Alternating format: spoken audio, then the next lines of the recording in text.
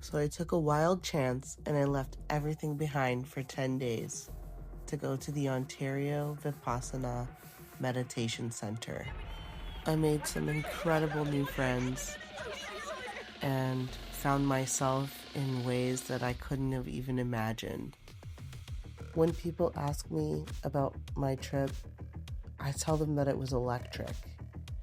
There's no way for me to explain it. They just have to go and experience it for themselves. I didn't look anything up before I left because I didn't want it to deter me from the opportunity. I laughed, I cried. 1, 2, 3. It was such a joyful experience. I saw some of the darkest parts of myself, and even though I wasn't really alone, I was still brave enough to face them. So if you do get the chance to check it out, I highly recommend it. It's a life-changing and liberating experience that you won't want to miss. Tell your friends, tell your family, but the first time you go, I recommend going by yourself so you don't have the temptation of somebody to talk to while you're there.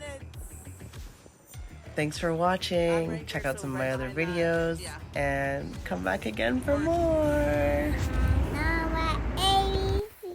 Next time, A, B, C, D, E, F, G, H, I, J, K.